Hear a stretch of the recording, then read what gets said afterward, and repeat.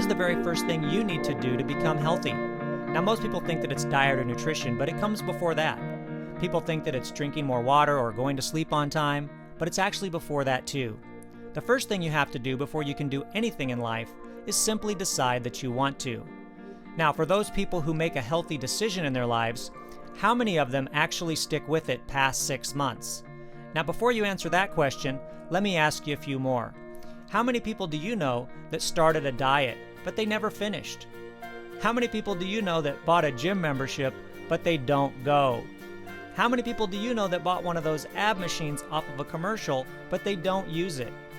Now, the harder questions you might ask those people would be, how many people do you know that started a diet, accomplished their goals, and here's the hard part, they maintained it? How many people do you know that actually exercise every single day? How many people do you know that actually have a six-pack? Yeah, we're talking about the one that goes on your stomach, right? Not the one that goes in your fridge. Now, 97% of everybody quit. 97%, well, they never make it. Well, let me ask you this question. How many people here know someone that drinks coffee?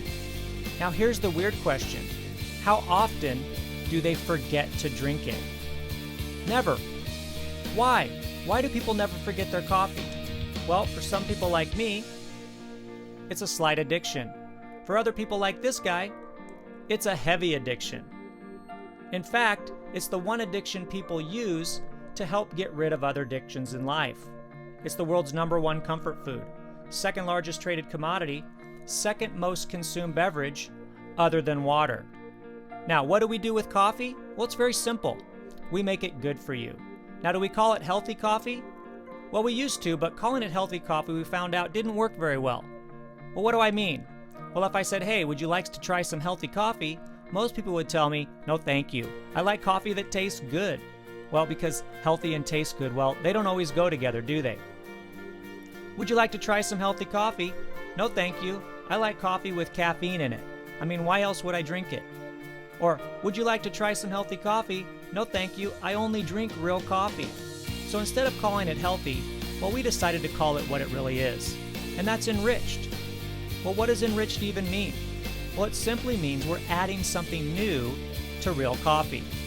So the only question they should ask you then is, well, what do you enrich it with? Now, some people might still ask you, does it have caffeine in it? My answer to them is, well, I sure hope so. Isn't that why people drink coffee? Now, how many people here have ever tried enriched products before? I mean, they're pretty common, aren't they? There's vitamin water, Gatorade, orange juice with calcium, milk with vitamin D, and I could go on and on. But let me ask you this question. What did we call vitamin water before they added the vitamins? Now, most people told me water, but when I was a kid, we called it Kool-Aid.